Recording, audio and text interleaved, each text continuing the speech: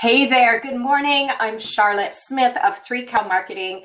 Thanks for being here today. This is actually one of my very favorite videos I do all year long this time of year, and because planning ahead for 2019.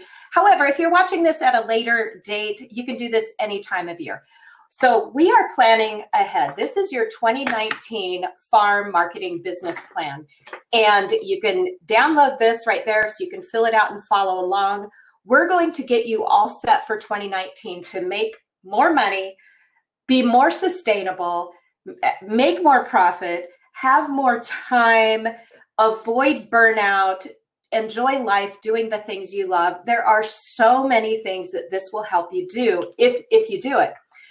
What's happening, the reason I do it for you guys is I learned how to plan ahead years ago, and I realize it's a skill that not everybody has. So I'd like to teach it to you, and it will help those of you who are coming to me right now, especially in the last couple weeks. We've had lots of posts in the Profitable Farm, and I've gotten emails and messages from people saying, I'm tired of marketing for the year. Can I take a break through the winter? Why can't I just stop? If they had done this, that would all be done and planned and scheduled, and they would not be burnt out. Or I have people posting saying, help, the bazaar we got into, I didn't get into it like I thought I would, so now I don't know how to sell an outlet to sell my gift baskets or whatever. If you had done this planning ahead of time, that wouldn't be an issue. Many of us are so caught up in our day-to-day production that we think we don't have time for this. But when you make time for this, guaranteed you're going to be more successful. You're going to feel more organized. You're going to have a plan. Most likely you will make more money. The first time I did this for you farmers was a year ago, and I started getting emails right away from people saying, wow, I've never done this before. This is great. I have goals for 2018 that I didn't think I could ever even entertain the thought of. And then recently I got some emails from people saying, not only did we reach the goal you helped me set with this marketing plan, but we surpassed it. I never would have done that if I hadn't put the intention towards that. So that's what we're helping you. Don't leave this up to just happenstance. Or happenstance. You don't wake up on a farm and have success and make a lot of money and wonder, oh, how did that happen? How did I make $100,000 profit this year? Wow. No, that does not happen. You have to plan for it. All right. So in your planning, you need to buy 2 things. This is free. Download it, fill it out, follow along.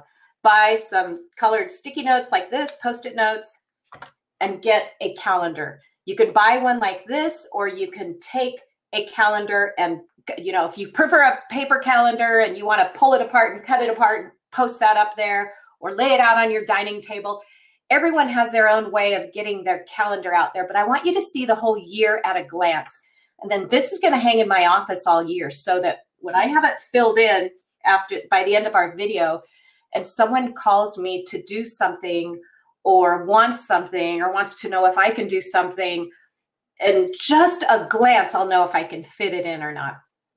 Now, I still have a personal paper calendar, and on that are the phone calls and my daily meetings and my daily to-dos and my workouts and, all those things like that. But this is my big plan for 2019.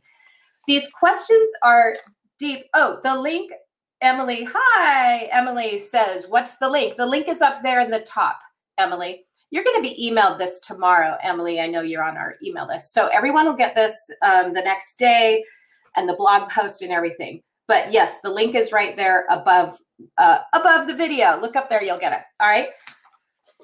One of the first questions I ask you to contemplate is step 1, to dream really big. If you were to have a perfect year on your farm and it could not fail, what would that look like?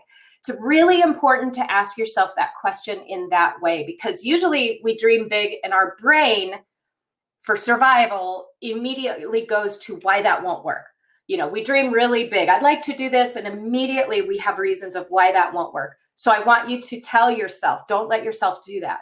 If you could not fail, what would that dream year look like? Okay, dream really big. We don't allow ourselves to dream big enough. I am often too conservative in my goals. So I was going to double my sales last year. And I thought, that's not enough. I'm going to go 3 times my sales. And guess what? I did go 3 and beyond that. And I had other people email me and say the same thing. So if I had let my primitive brain take over, it would have said, there's no way you can triple your sales. But I did. So pick a financial goal, something that's way bigger than you think, and don't let yourself just immediately criticize it, okay? We don't let ourselves dream big enough, often enough. All right, step 2, what are your non-negotiables for the year? All right, last year, my non-negotiable for 2018 was to take Sundays off. I've said that forever, but I was still using Sundays to catch up on all my paperwork and all that.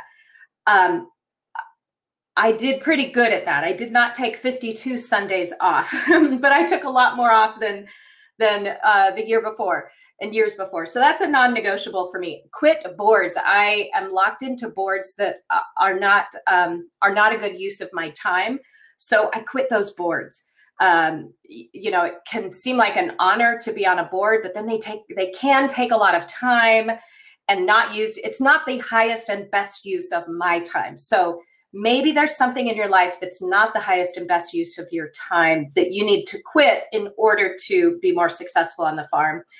I had to up my self-care, and then some other non-negotiables are spring break and family vacations and things like that. Make sure you put those down. Sometimes we're tempted to give up our non-negotiables because someone asks us to do something. But when you've got them planned and written down, it's easier to stick to that. Step number 3, what is your income projection for the next year? This is going to vary from farm to farm, person to person. There's no right or wrong answer. But I want you to think big. I want you to stretch yourself, especially if you're in growth mode. So some of you are in the early first 5 years of farming and you're still growing, or maybe you've been farming for a while and you're growing a different direction, or you're doing going from commodity to direct to consumer. So you can change. Oh, hey, Joanna, thanks for saying hi. So you can expand your income projection. So really think about that and choose a number. Again, don't be too critical. Don't think, oh, I'll never reach that. Okay, just choose a number, because some of the goals I reached were outrageous. And if I had thought about it a year before, I would have never thought I could have reached that, except for the fact that I wrote it down and I did not let myself hold me back or criticize or come up with all the objections why I couldn't reach that goal. All right, so let yourself dream big. Step 4, this is really important. What worked in the previous year? What did not work? I work one-on-one with lots of farmers too when I do consulting. And a lot of you will continue doing things that aren't working for various reasons. Maybe you feel you're expected to do them, or you don't even think about it. It's kind of subconscious, like, well, this is what we've always done, so this is why we're still doing it. Maybe there's something that's not working. For me, I made the decision that in 2019, what's not working for me anymore is our 6 to 12-year-old farm camp. And a lot of my logical mind could say, what? That's a big chunk of money. There's nobody else doing a 6 to 12-year-old farm camp where they milk cows and feed the pigs and collect and wash eggs and do a farmer's market. You know, no one else is doing that, therefore I have to do it. There, a dozen reasons came up why I shouldn't do that. But you know what? My daughter is aged out. I'm not enjoying it anymore. I'm not passionate about it. And it's holding me back from taking on some things that I am now really passionate about as I evolve in my farm and life. So I've decided that's not working for me anymore, and we're not going to do it. So what is it you're doing on your farm that's no longer working that you hadn't thought about before? Or what really worked? What worked so great that maybe you can add more of? When we realized that grass-fed beef was our biggest profit margin, it was like, that really worked. It's easy to sell. We're going to expand our grass-fed beef and not do nearly as much as the other things. So what is really working, and can you do more of it, or make sure you keep doing it? What is not working, and don't be afraid to give that up. All right, step 5, part 1. We're going to take a look at some statistics. So many people, again, we're in the production business, often our production, our farm is first and marketing is second, and selling, because farming can be so immediate. The calf is born, pigs were born all night, therefore I need to rest today. I need a nap or something. So if you don't make time for looking at your statistics, again, you're not going to grow. So you've got to make sure, if it means you hire help on the farm so you can take time to do your marketing, because that is your money, that is your income, then do so. But look at your statistics. How many customers did you gain over the year? Look at that. On our Square app, which almost all of our customers pay by cards, I can see how many new customers came each month, which the thing that gets measured is the thing that grows.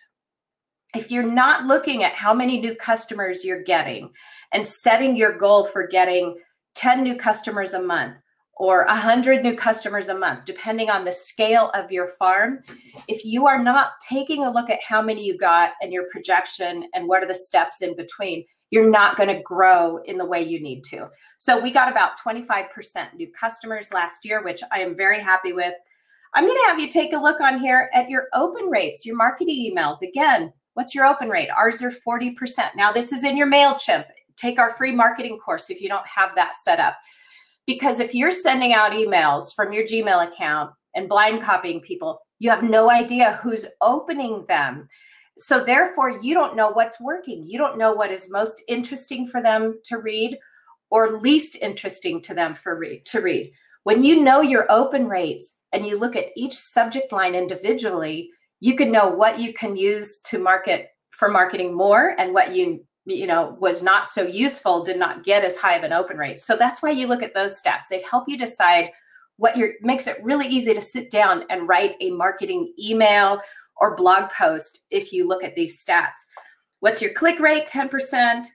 What's your return on ads? So many people are placing ads on Facebook and Instagram, and they aren't just writing down the metrics and how much money that brought in. So if you're not making a lot of money on those, then why are you doing them? So make sure you've checked in on that return. How much money did you gross for the year? What were your total expenses for the year? I'm shocked at how many people don't know those figures. So stay on top of that. I mean, we look at those more regularly than once a year on our farm, but make sure you're aware of what you're doing there. And make sure you've got if you don't have a profit margin of 30 to 35% or even 40%, you'll want to address that, because some people wonder why they're exhausted and going broke because they don't take a look at these things. So this will get you to take a look at some of those things. Diana Dixon, hi. Oh, I love when all these people that show up live. Thanks for being here, you guys. All right. The next step, step 6, is on personal fulfillment. Again, on a farm, lots of you are letting your personal fulfillment slide, or you're sacrificing it for whatever reason until you get burnt out and sometimes just quit. It is unsustainable to not be personally fulfilled by what you do. So I've got all kinds of questions in here, and you might think, what? This is not a farm marketing business plan. Oh yeah, it is. It's not the typical one you see, but it will help you decide what to do and how to market on your farm. So one of the questions, what did I really enjoy doing this year on the farm? What did I love growing or creating or working on? I really want you to dive deep and put down, what did you enjoy? That's going to be different for everyone. Just like I said, I was no longer enjoying the farm camp, so we're not doing that. And that has just given me a big relief. When you can focus on what you enjoy and maybe find a way to do more of that, your life will be more fulfilling. All right. What did you hate working on? What was too tough? Or what am I tired of doing? Or perhaps feel like I've outgrown. That was all my description of the farm camp. We've outgrown it. I'm tired of doing it. What do I never want to do again? So we did some dual purpose chickens once years ago, and we learned we are never doing that again. So, write down those things that you're never doing again. Often we don't take enough notes during the year. So this will help you kind of summarize that. What was your biggest money maker on the farm? All right, I want you guys to focus on what is the thing you make the most money on and do more of that. So many of us think that the diversified farm with 8 different products and income streams is better. It is not, a profitable farm is one that focuses on their signature product and gets really good at producing that and selling it at a 35% or higher profit margin, and has it at the price they need to be to make that profit, and has a demand and a wait for it. I have not met a farmer who is able to do that with multiple products. All right, you've got to have that signature product. So what is it you make the most money on the farm? What's your biggest money maker? Now, if it's turkeys at Thanksgiving, well, you can only do turkeys at Thanksgiving, or if you've decided you can only do turkeys at Thanksgiving, well, then that limits you, of course. But for us, I realized really quickly, grass-fed beef was our biggest profit margin. So what is yours? We often think, we're going to make all these value-added jams and jellies and salsas and wreaths and all this. And when we get down to what's making money, none of those are, and they're taking lots of valuable resources. So I want you to choose one signature product that is your product that you can work on this year to get to that, that 35 to 40% profit margin at the price you need and sold out. All right, what was the least money maker? Hopefully you know this off the top of our head. For us, it's always eggs. But look at the question right after that. Was the least money maker beneficial in other ways? So the least money maker was for us, it's beneficial to have some eggs. I'm not going to have 1,000 chickens because that would just be, we'd lose more money.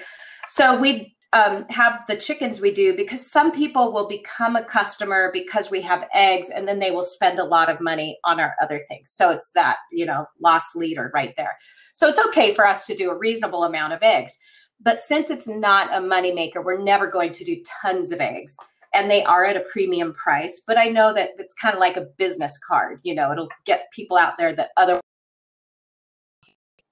And what brought in the most customers on your farm? All right. What brought you the most customers? For us, it's our raw milk. We get more customers for raw milk, and a steady demand of people needing that raw milk every single day, getting emails and calls about that.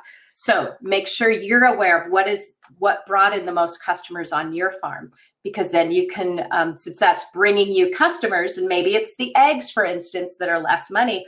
Well, you still want to do that. For us, when we first started out, we did lots of cheese classes. We charged for the cheese class, but more importantly, it brought us 50 new customers a month easily that were paying milk customers every single month. So that was huge for us. So we really focused on cheese classes until we reached a point where we had such a wait list for milk, it wasn't worth creating that demand for. So what brings you in customers? Farm tours, what is that? Take a look at it. Then I want you to ask yourself, where did you not have enough resources? Now, the resources might be financial, but it also might be people. Where did you not have enough people? Where did you not have enough time? Where did you not have enough supplies, stock, pasture, money? That's a given, I think, on a farm. Where did you not have enough resources? And figure out, make a list of those things. That'll give you something to ponder and maybe plan for next year. And the last question on this page is, what did you want to do this year that you never got to do? And do you want to plan for that in 2019? I wanted to offer a raw milk training because I get lots of people who want to learn how to have their own raw milk business. I wanted to do that in 2018. I never got to it. So I'm gonna calendar that in for 2019 because that's really important to a lot of people, and that is something I want to focus on. And since I'm not doing the farm camp, that can be my new area of focus too. So that's just a super important question. What did you want to do that you never got to do? Maybe it's a vacation. Do you want to plan for that to 2019 and therefore write it in there? And then step 7 on the very last page is you are going to list out all the ways you make money in your business. You're going to put your revenue projections next to them, and do they add up to your number in step 3, your projected income? If not, do you need to increase your price for those products or improve your marketing so you can sell more? So it's a really great exercise to list out what it is you sell and how much you make on them. So when I actually wrote down how much income they bring in on our chickens and turkeys, it's so minimal compared to our classes and our trainings and our raw milk. So if I don't have enough time for chickens, I'm not going to take resources away from the milk and the classes to put time into chickens when I'm making a lot of money on the others and not so much on that. All right. So this really helps you discern in your mind the things that are making money that you can focus on. All right. Last step before we fill in the calendar. Does this make you eager to start 2019? And when you get this filled out, I want you to ask a really important question on the last page. Who do you need to be? So how you're going to ask it is, who do I need to be to crush these 2019 goals? Who do I need to be? Because guaranteed, you're not that person today. So there's something you need to do to be able to reach those ideas and goals and things we just talked about. What is that? I'm going to give you an example. My speaking business is very busy. I travel and I get paid to speak on stage, and I get paid to lead workshops, and I contracted, and I have an audience that I owe all my energy to, and I want to be on my game. And last year I was tired and these places, because of the travel schedule and all that. And then everyone wants to wine and dine you and snacks and make sure you're well fed. And there's a lot of engaging and connecting. So I wasn't having time for my workouts. So for me to crush my 2019 goals, because my speaking schedule is already full for the next 6 months, and it's very tight sometimes, I needed to eat better, don't drink alcohol, and exercise much more than I was, and not just be very strict and disciplined about my self-care. So I'm up at 4:30 in the morning. I'm dressed and ready and working by 8 a.m. so I can do all my meetings. And when I travel, I keep a very tight schedule. I don't overeat. I don't eat the wrong thing. I don't drink alcohol. I drink lots of water. I exercise. That was who I had. And I wasn't that person a year ago. I had to choose to become that person to crush my goals of doubling my speaking engagements and all that. And guess what? I've been able to do it. Who do you need to be to crush those goals? Do you need to get up earlier? Do you need to read a book on some new skill and then learn how to do that skill? Do you need to set aside more time for your marketing? What is it? And then what is the first thing you're going to do to become that person? Because guaranteed, whatever your business is today is the business you deserve. All right. And so if you have dreamed really big and set some big goals for yourself, in order to deserve, you've got to earn the right to do that by practicing that, becoming that person, whether it's the self-discipline, the new skills you need to learn, those new beliefs you need to believe, the new things you need to value. Okay, so that is important. You don't reach these goals without growing yourself. I know that because I watch our marketing students have so many huge growth and evolution in the class, and then their farm is successful too. So it's amazing how that works together. All right, I'm going to really quickly now show you how I fill in my calendar for the year that's then going to hang on my wall. All right, so remember I said to have your color-coded things right here. I wrote down my non-negotiables first. Things like spring break. I'm not going to take on speaking engagements. I'm not going to plan busy things for that. Spring break, I want to be with my family. My son's getting out of the military there, and he needs to get an apartment, and I want to help get him situated, so I'm not scheduling anything big on the farm, no chicken butchers and no speaking or workshop during that time, so we can get him situated. I haven't been able to hang out with him for 4 years, so that's really important to me to set aside that time. School is out there. I got asked to speak already on that date, and I said no because it's important to me to be there when my daughter is getting out of her last day of school. We have a family wedding there. I'm going to have to, again, no chickens butchered during that time. That would be too stressful.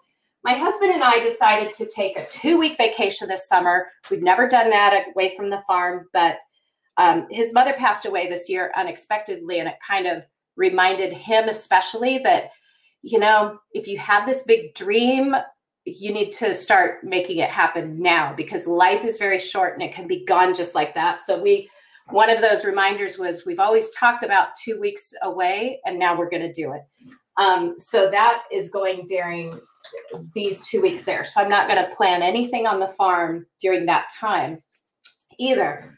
And then, of course, the holidays, Thanksgiving and Christmas. I want to make sure that I'm not traveling to speak and so many of those things.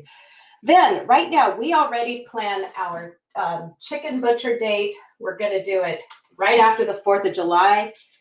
And we always butcher our turkeys fresh for Thanksgiving. So that's going to happen right there. I know that already. So again, if I get asked to speak at a conference there, I'm not going to, because we've got that commitment. And then I put in my marketing. Now, this is where I'm getting emails from people saying, I don't feel like marketing through the winter. I'm done. I'm burnt out. If they plan this a year ahead, these things can be scheduled. You could have all your winter marketing emails scheduled already so that you can stop and take that break from your list. So figure out, what is the topic you're going to write about each month in your marketing emails. For us, it's milk, milk, milk. Eggs, we only write about eggs. We only market our eggs in April because that's when we have double the amount of eggs. The rest of the time, we are always sold out. May and June, we sell out on our fresh chickens. So I'm going to write blog posts about that. And then when I do the sales email in June, they will be sold out just like that. And then I can get back to marketing our signature product, which is milk. So we're sure to sell that. And then I send one marketing email for turkeys in September. I get all those deposits done. Now that's really easy. That email, I send a similar email every year. So I just pull up that email. I could go in my email marketing service today and schedule that to go out next September 10th, for instance. I could do that today. That's already prepared. And then, so see how these things make your life easier when you take some time to plan ahead. Then you won't be burnt out next fall. You won't have to send those emails of, help, I'm burnt out and I don't want to do anything. You can plan ahead to take all that time off. All right. And then I just got my relationship building marketing emails the rest of the year. Now, this is where I'm contracted and paid to speak. So that's going to go on my calendar last, because remember, the non-negotiables are first. So I know to say no when I'm, got family stuff going on. I am already traveling and contracted to speak on these dates right here. Now, I do not do 2 in 1 week. So when I have these on my calendar, then I know to say no if I get a call. This is the only one where it's close. I go to Niagara Falls and then San Diego, but I'm not going to pass up San Diego in the middle of February. So that's why I said yes to that. All right. And then going up there, and then March 22nd. Okay. So what this helps me do is know when I have to, what I can say yes to and what I can say no to. Also, then you can, this is, a lot of people think, oh, that's so restrictive. My whole 2019 is planned. But there's a lot of freedom in this, because once that's planned, I don't have to worry about what I'm going to talk about in my marketing in September. It's already done. Now, last year, my mother-in-law passed away in February, and I had all these speaking engagements. And it was really easy to look at my big calendar and say, okay, I'm going to take the red eye here so I can get back to be with my husband, because I had to decide. I have a contract that's paid, and I didn't want to break that. I was able to fulfill all those contracts and just cut a couple trips short so I could be here for that. So when you have emergencies on your farm, this calendar actually helps you rearrange things very quickly so you can accommodate those emergencies. So that's it. Again, I've given you all the tools. I read the blog post that accompanies this because it will explain in great detail too. Can't tell you how doing this will help you reach your goals. I have people from last year, farmers emailed me that doubled their income, and they said they never would have done that except that they decided to do this because they didn't know it was possible. They didn't know they could plan for it. You know, they weren't even thinking that way, but they doubled their income, and one lady tripled it and then even surpassed that. So this is the power of planning. Let me know if you have questions or comments, and thank you for being here watching this. I really appreciate all the work I get to do with farmers all over the world. It's just really, really a great blessing to know each of you. All right, bye-bye.